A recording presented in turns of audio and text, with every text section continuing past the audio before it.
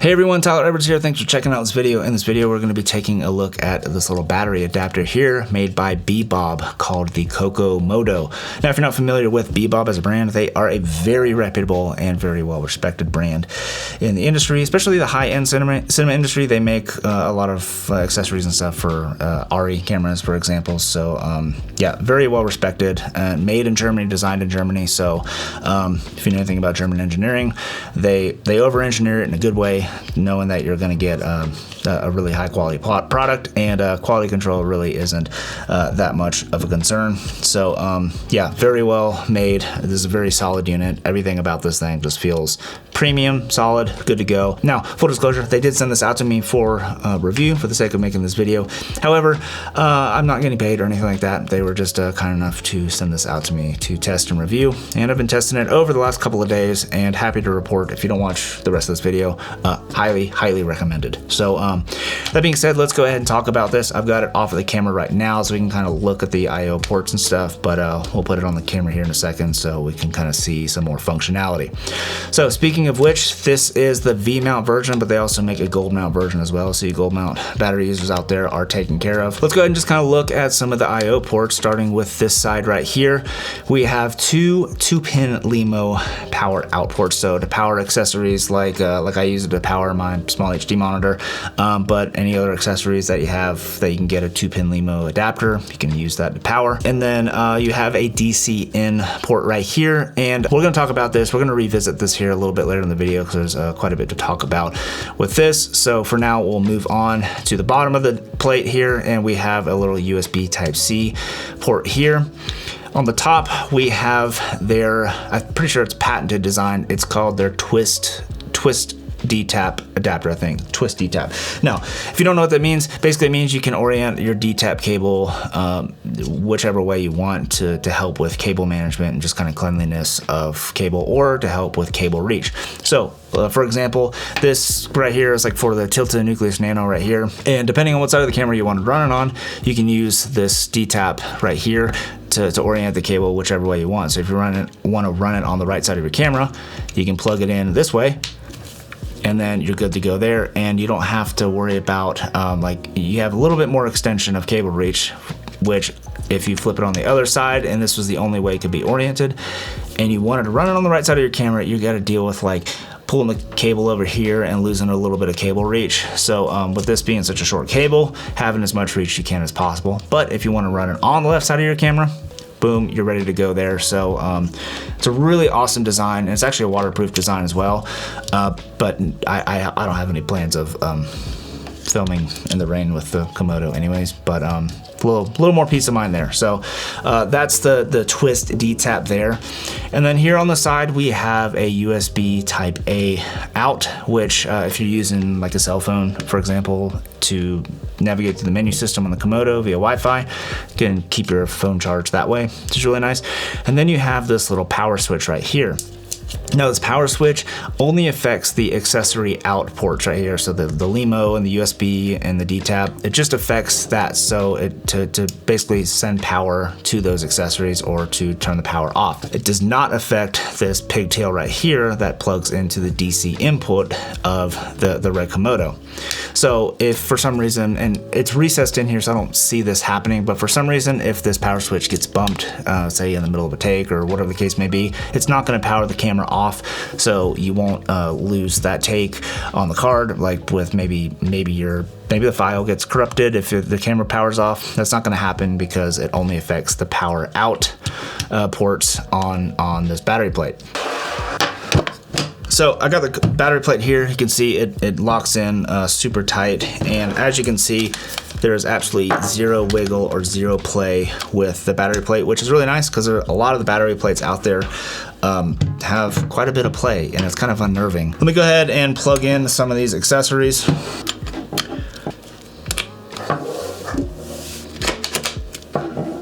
And now they got the power monitor powered up, we can plug in the SDI cable so we don't blow the SDI port.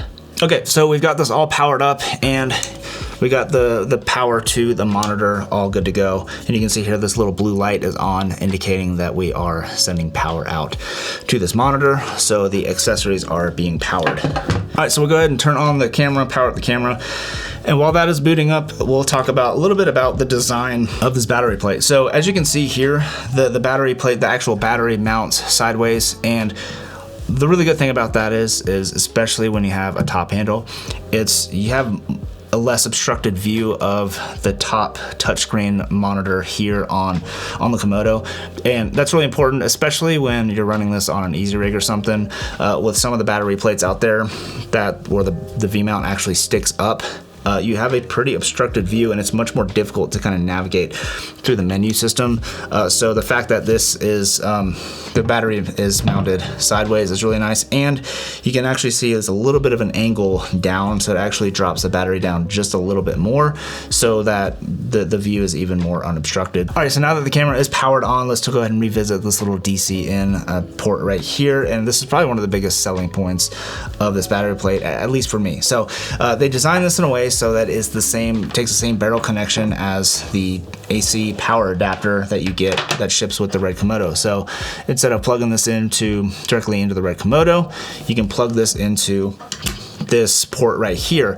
And as soon as you plug it in, the battery adapter basically prioritizes the power from the AC power brick instead of the V-mount battery. So as soon as you plug that in, you can actually take the V-mount battery plate off, and you can see here, as soon as I take it off, the camera is still running just off of AC power.